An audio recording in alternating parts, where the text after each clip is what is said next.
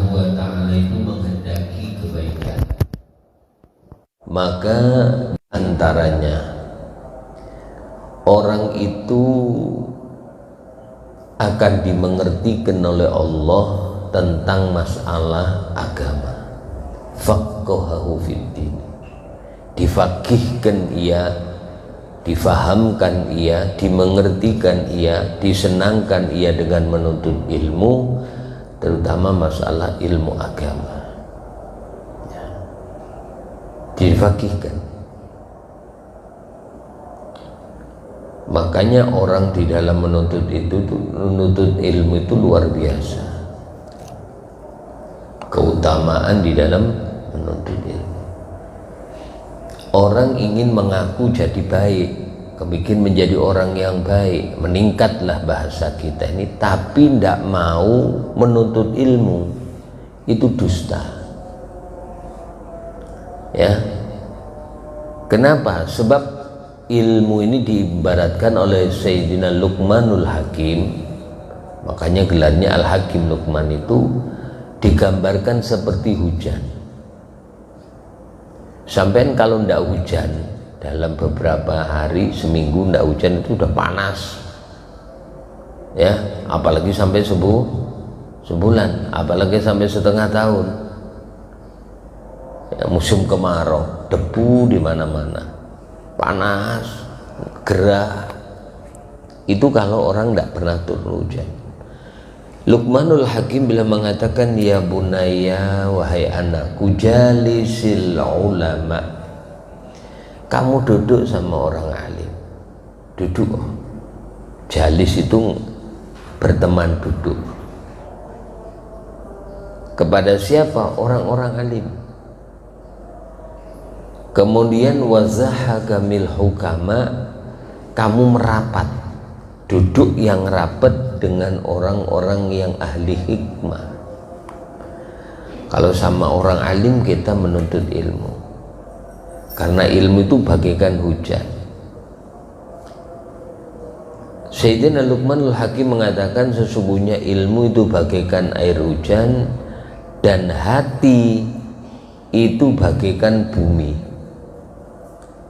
Bumi yang tidak pernah kena hujan, satu kemarau, dua panas, tiga berdebu, empat layu pohonnya. Tapi begitu terkena hujan, begitu tumbuh kena hujan, ambatat sab'at, langsung tumbuh ya.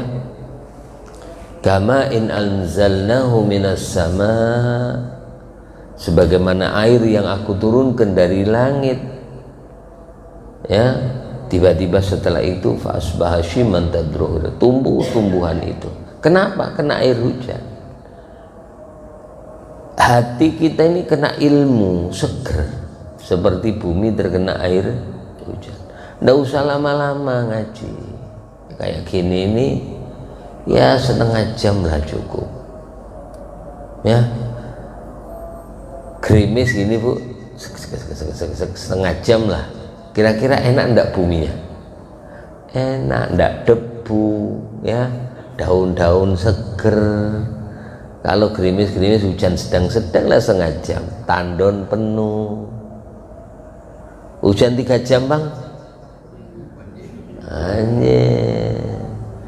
ngaji 3 jam bang, ngantuk. Iya betulan, ceramah seenak apapun, penceramanya seenak apapun, lebih dari 1 jam itu sudah muyak orang sudah. Betulan, ceramah seenak apapun orang, lebih 1 jam udah mulai bosen orang ya. Ceramahnya enak, ibaratnya tidak sampai, cuman setengah jam orang ketagihan. Hujan setengah jam terus, orang nanti kapan hujan lagi? Ada jeda, ada jeda.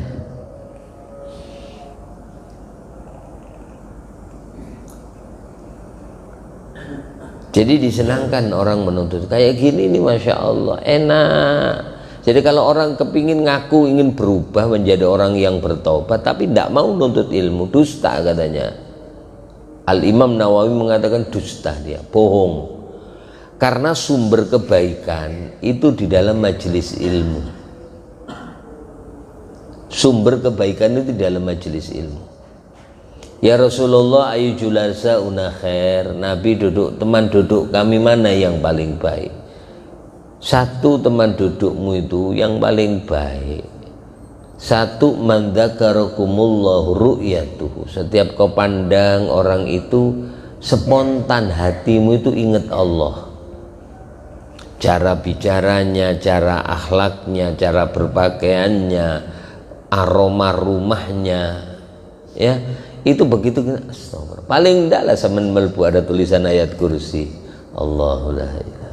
Begitu mau masuk orang yang ngasih contoh, Waalaikum, sama di belakangnya, sama keluarganya ini, Assalamualaikum. Begitu Waalaikumsalam dari dalam rumah, dia masukkan kakinya, Assalamu alaina wa ala ibadillahis salihin, baca kulhu 3 kali. Ini adabnya masuk rumah, Pak. Salam dulu, Assalamualaikum, ya, Assalamualaikum. Terlengkap lebih bagus, Assalamualaikum warahmatullahi wabarakatuh, Waalaikumsalam warahmatullahi wabarakatuh dari dalam. Tambahin dikit, Assalamu alaina wa ala ibadillahis salihin. Salam untuk kami dan hambamu yang soleh. Di antaranya hamba yang soleh di rumah-rumah sampean mungkin ada yang tidak kelihatan dan mereka orang ahli ibadah, ya, bubuan jin. Karena jin itu orang beriman juga, beriman. Kata Mbah Syekhona Khalil, kalau kau kepingin hidupmu cukup berkah, ucapkan salam, maka tambah assalamu alaina wa ala ibadillahis salihin, tambahin selawat. Selawat baru kul huwallahu ahad, paling sedikit sekali, paling bagus 3. Paling sedikit berapa, Bu? 1, ya. Jadi masuk itu baca kulhu 3 sekali dulu, kalau mampu 3. Kalau sekali Allah kasih berkah sampean, kalau 2 kali kasih berkah semua yang di dalam, kalau 3 kali maka dikasih berkah tetangga kanan dan kirinya. Jadi kanan kiri ini ibarat kalau lampu, nah itu kan lampu di depan masjid ada, jalan-jalan itu kena terang. Di samping masjid nyala lampu juga gede, maka orang yang di samping masjid dia kena sinarnya ini lampu. Tetangga yang kena rumah yang sering dibacakan, ya, kebaikan-kebaikan, maka menjadi baik. Jadi orang soleh ini membawa dampak. 1, kata Nabi, kalau kau melihatnya maka kau ingat Allah. Wa dzakarakumullah fi mantiki. Kalau dia ngomong, ya, wazada kemudian raghaba fil akhir wa dzakaramu fi, ketika engkau melihatnya, ya, kau ingat kepada Allah. Wazada fi amalikum mantiku. Kalau dia ngomong maka ucapannya menambah engkau makin tambah baik. Nah, ulama kan gitu, pengajian kan ngajak baik terus. Setiap dia ngomong, kepingin kau ini jadi orang baik, nambahin kita ini menjadi orang baik. Ya di majelis-majelis ilmu lah, kita kepingin taubat, kepingin jadi orang baik, tapi kita jauh dari sumber kebaikan. Orang-orang soleh itu paling yang diomongkan ya Al-Quran, isinya Quran, ya, kemudian isi hadis Nabi Muhammad Sallallahu Alaihi Wasallam.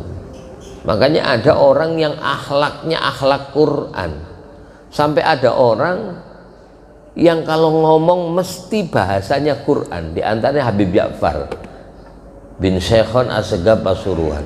Itu kalau ngomong itu mesti jawabannya kadang-kadang Al-Quran. Sampai ketika ada seorang Habib Alwi, ya, abahnya Habib Anis, ketika tanya tanggal pendirian masjid, artinya nyampaikan, Habib saya bangun masjid ini, Habib, langsung dijawab dengan Al-Quran. Ternyata huruf Al-Quran itu kan ada hitungannya, Pak. Abajadun hawazun hatoya kalamanun sa'afasun korosatun dogodogun. A itu 1, ba itu 2, jim itu 3, dal itu 4. Abajadun, ha itu 5, wawu itu 6, zai itu 6, hawazun, ha itu 8, to itu 9, ya itu 10, ya, ka itu 20, lam itu 30, nun itu 40, Muhammad hitungannya 40 tambah 8 tambah 40 tambah 4, 93. Jadi begitu ngomong Habib saya bangun masjid di Solo, oh langsung beliau ucapkan ayat saya tentang masalah masjid. Subhanallah, hitungannya ya itu ditulis di jumlah, ternyata sama dengan hari pendirian dan bulan serta tahun daripada pendirian masjid. Cuman pakai ayat Al-Quran. Itu Habib Ja'far bin Syekhon Assegaf Pasuruan, guru daripada Kiai Abdul Hamid Pasuruan serta guru para habaib-habaib yang lain. Jadi omongannya tok itu loh menyenangkan. Kemudian kalau Allah itu senang pada seseorang, zahadahu fid dunya, Allah zuhudkan ia pada urusan dunia. Ya, bukannya orang zuhud itu tidak mau duit, Pak, enggak. Ya, orang zuhud itu tidak mau duit gitu, enggak. Bila perlu sama ini duitnya yang banyak, ya, bila perlu duitnya, tapi gunakan secukupnya. Sampean perlu apa sih, gunakan. Kepingin anak mondok sekalian, orang duitnya banyak, kau mau kemana nak mondok? Anu bah, lun kemana mondok? Kemana? Ke Yaman kah? Iya bah. Biayanya berapa situ? Pamannya 10 tahun, biayanya 400 juta, bayarin. Punya duit, gunakan. Semua keperluan kamu gunakan. Kemudian kalaulah ada sisa, gunakan untuk akhiratmu. Ya, digunakan untuk akhirat. Gunakan, bukannya tidak boleh. Bikin rumah bagus, yang bagus. Cincin bagus, bagusin. Nukar jamrut 0,5 miliar, nggak masalah, asal bukan untuk sombong-sombongan. Tahadus bin ni'am, nggak apa-apa. Coba saya lihat di fotonya guru sekumpul, maaflah, cincinnya hijaunya itu nyenangkan, Pak. Tahulah sampai jamrutnya itu menyenangkan. Untuk apa? Jaga muru'ah, tidak kepingin harta orang lain lah. Kumpul ada gubernur datang, gubernur pakai jamrut, harga 40 juta, punyanya guru 200 juta. Jadi tidak kepingin harta orang, aku juga sudah punya, ngapain minta jamrut orang. Arloji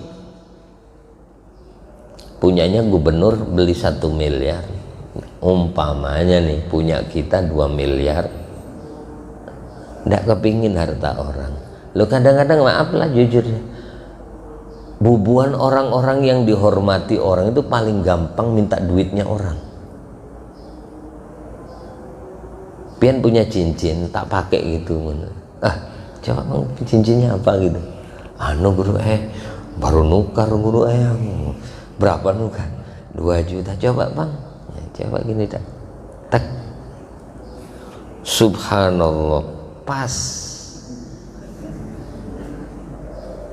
Ini mikir, yang mau ngambil ini mikir sudah, apalagi yang ngambil ini orangnya betul-betul dihormati orang di, dia tidak berani ngambil sudah. Pas ini sudah,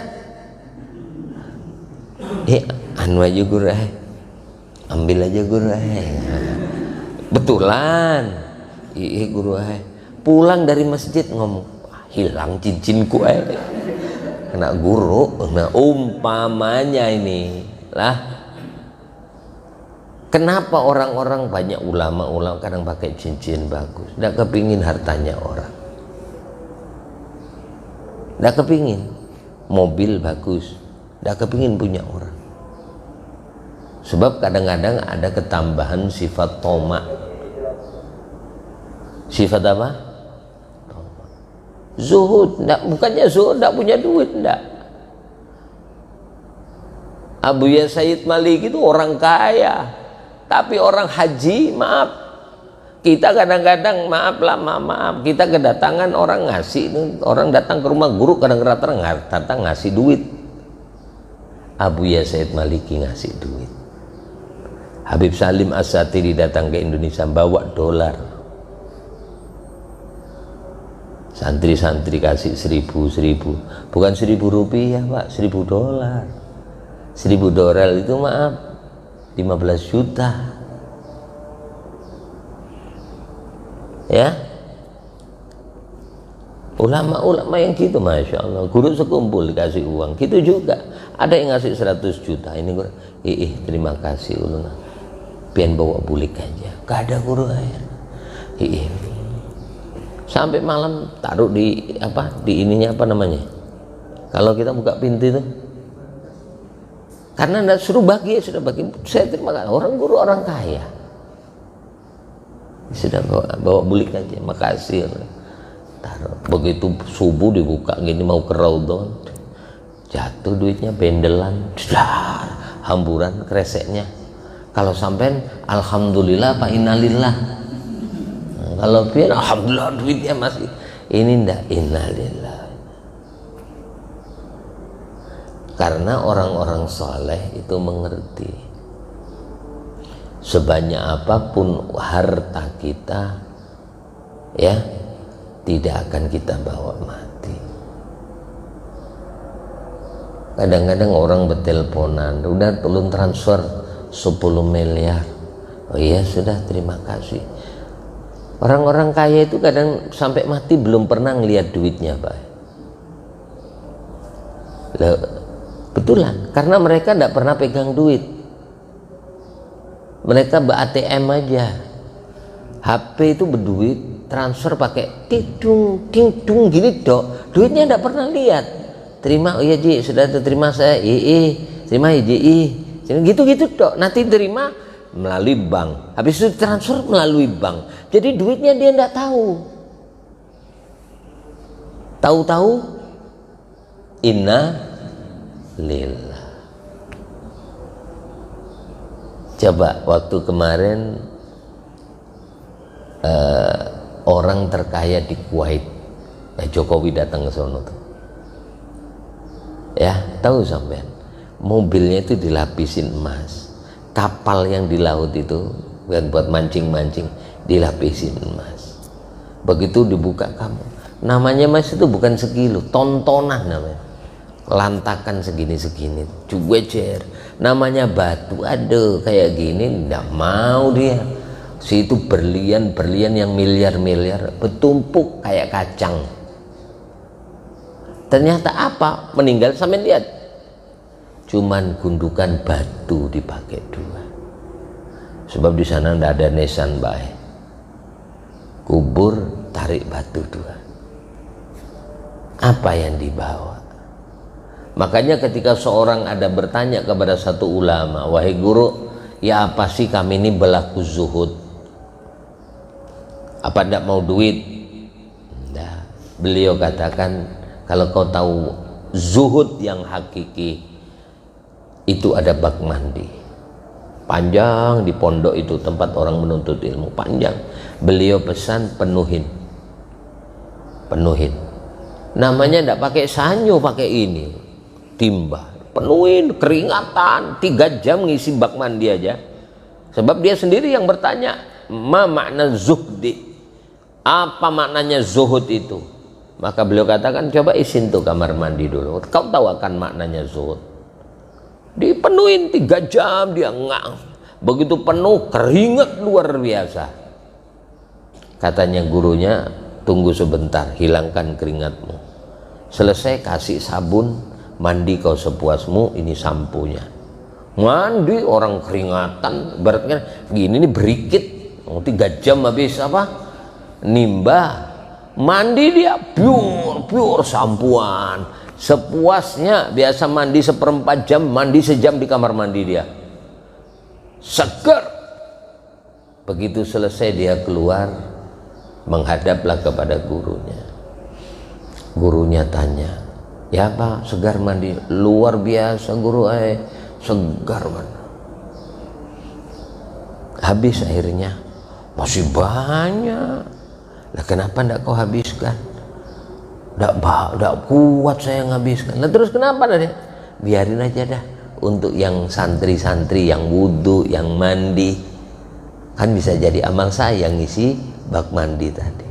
Maka beliau katakan, inilah maknanya zuhud. Kau cari dunia sampai berkeringat-keringat 3 jam Bu, menungguin bak mandi 3 jam, dia keringatan mulai rambut bawah sampai rambut atas, berkeringat sini, bukan sini dok, sini berkeringat. Begitu selesai, ternyata apa? Semampunya dia mandi cuman 1 jam, air ndak habis. Maka dia niatkan itu air untuk amal soleh. Dia cari dunia sampai siang dan malam, mulai utara sampai selatan. Begitu dapat, dia gunakan keperluan dia, untuk anaknya, untuk istrinya, untuk orang tuanya, gunakan. Umpamanya orang tua rumahnya kecil, besarkan. Kepingin umroh, umrohkan. Masih hartamu banyak, berikan untuk yang lain. Untuk keluargamu dulu, anak-anakmu dulu. Untuk dirimu, mandi itu kita dulu, mandi kita dulu, baru sisanya yang lain. Sepuas kamu. Maka beliau tersadar, itulah makna zuhud yang hakiki. Gunakan untuk keperluanmu, dan untuk sisanya untuk orang lain. Bukan zuhud itu ndak punya duit, ndak. Ibnul Arabi itu tahu sampean? Ibnul Arabi seorang ulama sufi, wali kutub. Rumahnya kayak istana. Samping sono ada raja Maroko juga. Rajanya istana. Ibnul Arabi raja, kayak raja juga rumahnya. Padahal bukan raja, ulama. Sehingga ada ulama namanya imam, murid orang kaya namanya Abu Lais As-Samarqandi, nyuruh muridnya, nak kau berguru sama Ibnul Arabi, datangin ke sono di Maghribi, datangin. Begitu ngelihat rumahnya kayak istana, dia mau pulang. Wah, tidak pantas aku ngaji sama orang tidak zuhud gini. Kiai rumahnya mewah. Ketemulah dengan Ibnul Arabi, bajunya bagus. Dipanggil dia, dikira yang manggil raja. Siapa kan? Mau kemana nak? Mau ngaji. Sama siapa? Ibnul Arabi. Kenapa tidak langsungan? Tidak pantas aku menuntut ilmu sama beliau. Kenapa? Dia tidak zuhud. Lihatin rumahnya kayak gini. Maka tanya, taulah kamu aku ini siapa? Tidak. Kirain sampean adalah pembesar di negeri ini. Oh bukan. Akulah Ibnul Arabi. Kenapa sampean seperti ini? Nak, aku ini dengan harta yang sebanyak ini, tahu kamu nak, sedikit pun tidak ada harta di hatiku, karena Allah titipkan ini sama aku. Kamu nak, tidak punya apa-apa, cuman hatimu itu penuh dengan harta, cuman belum kesampaian. Ya kalau HP kepingin yang belum disentuh nyala, itu kita, cuman duitnya nukar ndak ada. Kepingin ini mobil yang gini, cuman duit ndak ada. Kalau ini ada, cuman ndak kepikiran masalah harta. Sehingga orang-orang zuhud itu enak, hidupnya itu tenang, karena dia yakin hanya kepada Allah. Itu. Jadi kita kalau dibikin baik sama Allah, ditanamkan di hati kita ini zuhud, sehingga maaf, urusan dunia tidak bisa mengalahkan urusan akhirat. Contoh azan, orang zuhud itu tidak pernah gara-gara kerjaan, maaflah, sholatnya terlambat. Jualan pas ramai, sini tanya nih ulun, jualan pas lagi rame penuh, hibah, tahu-tahu azan, kira-kira nih jualannya dilanjutkan apa ditinggal sholat? Ayo, itu ada Bu, saya kemarin maaflah, saya ke Malang, warungnya itu penuh. Di Jakarta saya kemarin ke Jakarta, datangin hallnya Habib Husin bin Abu Bakar bin Abdullah Lidrus Habib luar Batang hari Ahad kemarin, terus ke Condet, habis itu ke Habib Kuncung, malah hari malam Seninnya sama Habib Hasan Asgaf pas maulid di sana ya. Itu maaf, di dindingnya itu tertulis Jum'ah tutup, waktu sholat berhenti istirahat. Ini satenya itu Pak panas Pak, dibawa ke atas itu menyala masih satenya. Jadi dibakar, dikasih batu, batunya bisa nyala. Jadi kalau ditaruh depan gitu satenya kletek. Itu tahu sampean satenya Pak. Gigi ompong bisa gigit Pak. Lunak. Oh, beda kalau sate kadang-kadang yang keras, pas gigi palsu ditarik bukan dagingnya yang lepas, giginya yang lepas. Ini maaf, Jum'ah tutup, waktu sholat Jum'ah, sebelum sholat Jum'ah ada batasnya waktu, jadi makan kalau enggak siap itu suruh enggak diterima. Jadi pas mentok sebelum duhur masih beberapa 1 jam sebelum duhur udah enggak menerima. Jadi umpamanya kita datang lah, perkiraan ini orang enggak sampai jam ini, dia beli, oh enggak bisa Pak, ini tutupnya jam segini Jum'ah ya. Jadi sebelum itu sudah dilarang, walaupun beli banyak saya, maaf kalau nanti habis zuhur, habis Jumatan ditolak betulan. Tapi Masya Allah namanya rezeki Pak, penuh rumah makan itu,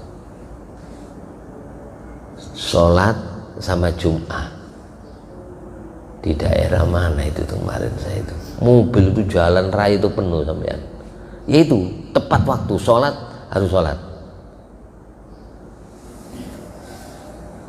Kita Jumatan mau adzan sih jualin nasi.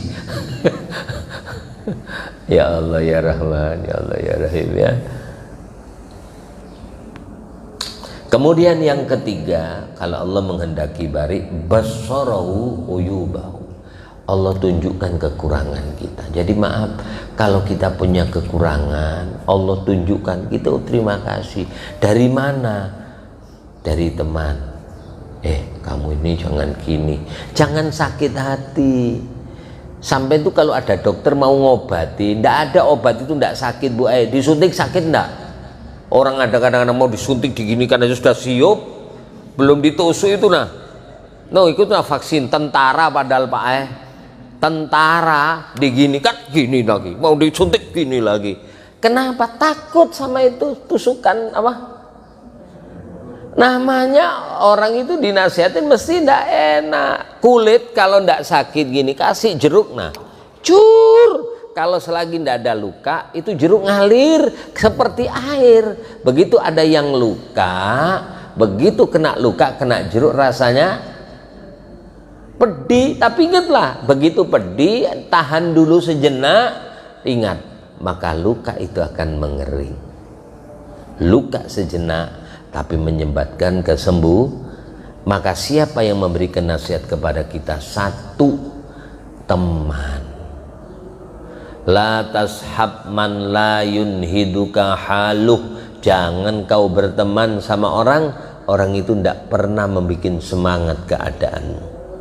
Keadaan dia tidak bikin kita ini sadar.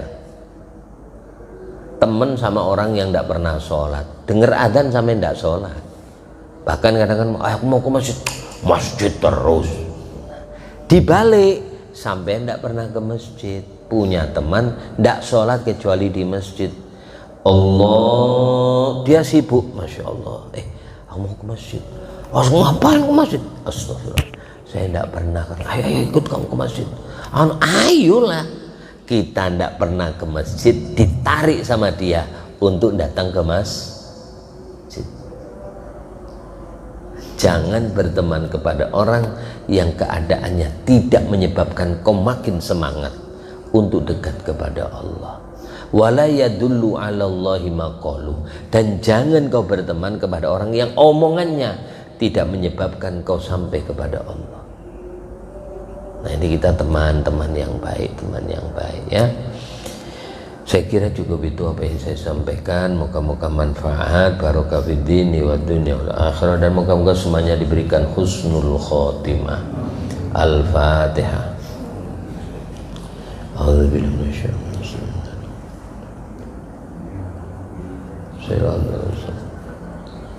Amin amin ya Allah rabbil alamin. Bismillahirrahmanirrahim. La ilaha illallah al-malikul Allahumma anfa'na bima 'allamtana wa 'allimna bima yanfa'una. Allahumma ighfir lana dhunubana wa liwalidina wa liauladina ya rabbal alamin. Subhana rabbika rabbil izzati amma yasifun. Alhamdulillahi rabbil alamin. Kurang lebihnya minta maaf, minta halal, minta ridha dunia akhirat.